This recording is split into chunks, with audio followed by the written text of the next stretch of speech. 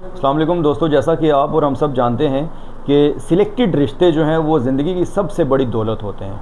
سب سے پہلے تو ہم اس سلیکٹڈ رشتوں کو ذرا ڈسکس کر لیتے ہیں۔ سلیکٹڈ رشتوں سے مراد میری وہ رشتے ہیں کہ جن کو ہم خود چوز کرتے ہیں۔ اللہ تعالیٰ نے جو بنائے ہوئے ہوتے ہیں رشتے، ان میں سے یا ان سے ہٹ کے جو ہم خود سلیکٹ کرتے ہیں ان کو سلیکٹڈ رشتے کہا جاتا ہے۔ اور یہ وہ رشتے ہوتے ہیں جو انسان اپنے دل سے چاہ کے بناتا ہے۔ اور اب یقین کریں کہ جب ہم ڈیلی بیسس پہ چھوٹی چھوٹی نیکیاں اور اچھائیاں ان رشتوں کو دیتے رہتے ہیں تو یہ رشتے پھلتے پھولتے رہتے ہیں۔ نرم رویہ، اچھا برتاؤ، احترام، عزت، خوشی سے بولنا، جیسے ہم کسی پودے کو پانی دیتے ہیں، یہ سیم لائک دیٹ وہ چیز ہے۔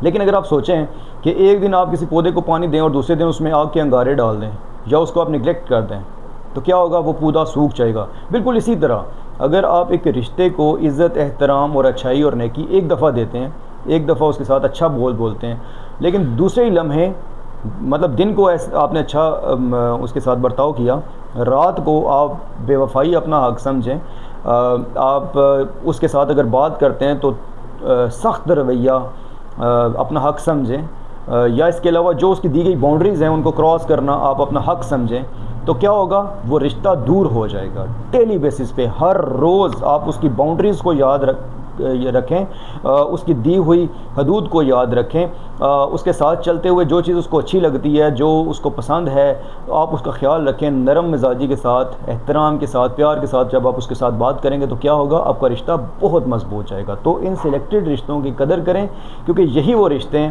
جو انسان کو اندر کی خوشی دیتے ہیں، دماغی سکون دیتے ہیں اور آپ کی مستقبل کی اچھی راہ کو ہموار کرتے ہیں۔ جی، نفسیات کی دنیا سے اکثر ہم لوگ مختلف قسم کی جھلکیں آپ کو دکھاتے رہتے ہیں۔ آپ کو کیسا لگتا ہے ضرور بتائیے گا۔